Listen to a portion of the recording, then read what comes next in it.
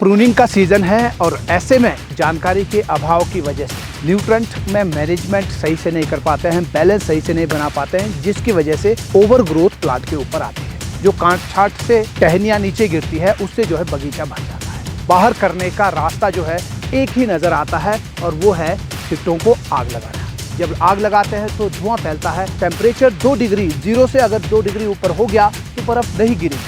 इस सब के पीछे हर एक बागवान का हाथ भी होता है। छिट्टों को जलाए नहीं, उनको हमको डिकम्पोज करवाना है। इसके लिए आपके पास 2 तरीके बचते हैं। वुड चिपर अपने पास रखें और उससे जो है आप टहनियों के चिप्स बनाएं और उसको आप जो है कंपोस्ट वाला जो गड्ढा है उसमें डाल करके उसको डिकम्पोज करें। और दूसरा जो तरीका है वो आपको मैं इस वीडियो के अंदर बताने वाला हूँ। नमस्कार बागवान भाइयों, मेरा नाम जीतू चौहान ऑर्चिडिस्ट है और मेरे इस YouTube चैनल पर आपका स्वागत है। अभी तक अगर आपने चैनल सब्सक्राइब नहीं किया है तो तुरंत सब्सक्राइब करें और नोटिफिकेशन के लिए बेल आइकॉन के ऊपर आप क्लिक करें। आपने अगर खेतियारी ऐप अभी तक डाउनलोड नहीं किया है तो तुरंत प्ले स्टोर या ऐप स्टोर में जाकर के खेतियारी ऐप डाउनलोड करें, जिसे 20,000 के करीब लोगों ने डाउनलोड किया है और घर बैठे बागवानी सीख रहे हैं।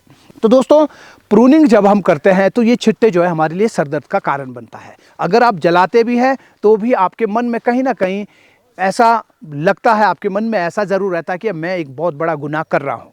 और आजकल लोग भी आपके ऊपर नज़र रखते हैं और धुआं जो है जब आप देते हैं, जब आप ये छिट्टे जलाते हैं तो दूर से ही पता चलता है कि आपके बगीचे में छिट्टे जल रहे हैं। इसके लिए हम पिछले कई सालों से, लगभग 2017 से हम लोग एक टेक्निक यूज़ कर रहे हैं और उस टेक्निक के थ्रू हम जो है इन छिट्टों को डिकम्पोज कराते हैं और बहुत ही कम टाइम में छिट्टे डिकम्पोज हो जाते हैं। यूँ कहें कि 8-10 महीने के अंदर छिट्टे आपको जो है मिलते नहीं है। इसके लिए हम क्या करते हैं, हाई डेंसिटी ऑर्चर्ड की अगर बात करें, जहां हम अभी खड़े हैं, यहाँ पर रो टू रो स्पेस जो है 10 फीट है और इस 10 फीट के स्पेस के अंदर में, रो टू रो स्पेस के अंदर में, सेंटर में हमने जो है एक नाली बनाई है। ये जो नाली है, ये नाली क्या करती है, ये नाली, ये प्लांट वाली जो जगह है, जो ये पौधे लगे हैं, वहाँ का जो पानी है, उस पानी को ग्रेविटी के माध्यम से नीचे इस नाली तक पहुँचाते हैं ताकि पौधे के पास ओवर मॉइस्चर बरसात के समय में ना रहे। पहला काम तो इसने ये कर दिया। दूसरा काम ये क्या करता है, जब हम प्रूनिंग करते हैं तो प्रूनिंग रेजिड्यू इन छिट्टों को हम लोग जो है इस नाली में भर देते हैं।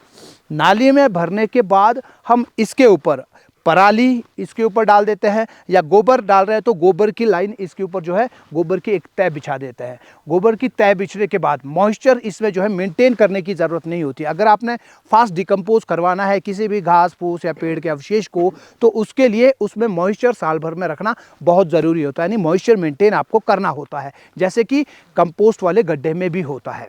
तो ऐसे ही इसमें भी है। लेकिन इस नाली के अंदर, क्योंकि ये इधर उधर का पानी सोखती है, आसपास की जो लाइनें पौधों की हैं उनकी लाइनें, उनका पानी जो है ओवर मॉइस्चर वो यही नाली में आता है और इस वजह से इस नाली के अंदर में मॉइस्चर हमेशा बना रहता है। तो हमने जब अभी ये छिट्टे इसमें डाल दिए, पूरे डालने के बाद अब गोबर जो है इसके ऊपर एक तह गोबर की लगने वाली है। अब इसके ऊपर एक तह गोबर की हम बिछाएंगे।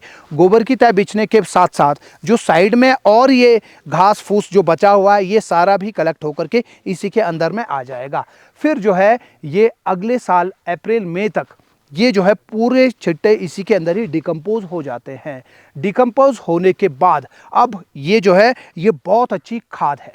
इसको आप वापस नाली को, क्योंकि आपको ऐसा लगेगा यार नाली में अगर हमने ये भर दिया तो नाली तो हमारी बंद हो जाएगी। अब नाली बंद नहीं, बरसात से पहले पहले आप एक बार फिर इस नाली को खोलें और इस खाद को आप जो है वापस पेड़ों में डाल दें। आप इसको दोनों तरफ, दोनों लाइनों में आप इसको डाल दें। तो ऐसे जो है हमने हर एक नाली में, आप आगे पीछे का पूरे बगीचे के अंदर अगर आप देखेंगे तो सारे जो भी छिट्टे हैं वो हमारे इसी नाली के अंदर जो है सेट हो चुके हैं। एक चीज़ ज़रूर है कि इस नाली को हमने सामने जो है, जो खेत की मेंड पर जो ऊपर से नीचे की तरफ को एक नाली आती है, उस नाली के साथ हमने इसको कनेक्ट नहीं किया है।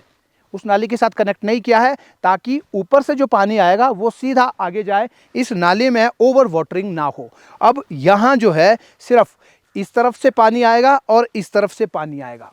सिर्फ यही पानी, पौधे की लाइन का जो पानी है वही पानी इस नाली के अंदर में आएगा और ज़्यादा हो गया तो वो यहाँ से बाहर हो जाता है और अगर कम है तो फिर यहीं पर जो ये है इसी में ये आ जाता है। और इस लाइन को, इस नाली को जो है वापसा लाइन कहते हैं, क्योंकि इस नाली के पास में जो ये पौधे हैं, इन पौधों की जो जड़ें हैं वो यहाँ तक आती है और जो दूसरी लाइन की जड़ें हैं वो भी यहीं तक आती है। तो ये जो लाइन है, यहाँ पर अगर आप छींटों को दबाते हैं, यहाँ पर अगर आप खाद तैयार करते हैं, तो यहाँ से जो है पौधों को बहुत बढ़िया न्यूट्रिएंट्स मिलते हैं। यहाँ पर जो है सारी फीडिंग रूट्स जो है वो इस तरफ को आती है। तो इसको वापसा लाइन इसलिए कहते हैं कि यहाँ पर ही ये वापसा बनता है। वापसा क्या है? वापसा जो है वो कॉम्बिनेशन ऑफ मॉइस्चर, ऑर्गेनिक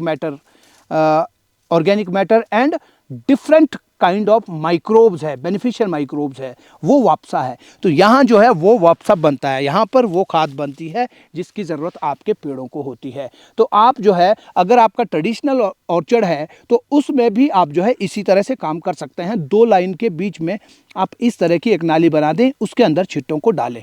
नाली नहीं बना रहे हैं तो आप जो है एक गड्ढा बना करके उसके अंदर भी डाल सकते हैं। ऊपर से गोबर की लेयर या फिर घास फूस है बगीचे के अंदर का, उसकी लेयर बना करके आप जो है उसको वहीं पर सड़ने दें और बाद में सड़ने के बाद उसको खाद के तौर पर आप जो है दूसरी बार खेतों में उसका प्रयोग कर सकते हैं। तो दोस्तों, आपको ये वीडियो कैसा लगा कमेंट बॉक्स में ज़रूर बताएं। वीडियो को शेयर, लाइक करना ना भूलें। आप अगर चाहते हैं कि कोई आपके ऑर्चर्ड की प्रॉब्लम है उसके ऊपर वीडियो बनना चाहिए तो कमेंट बॉक्स में ज़रूर लिखें। उसी टॉपिक के ऊपर जो आप बताएंगे कमेंट बॉक्स में, उसके ऊपर हम अगला वीडियो बनाने की कोशिश करेंगे। तो मिलते हैं अगले वीडियो में, तब तक के लिए बागवानी पढ़ो फिर आगे बढ़ो। नमस्कार, जय हिंद, जय भारत। खेतियारी ऐप डाउनलोड करें और अपने बगीचे का डॉक्टर खुद बने।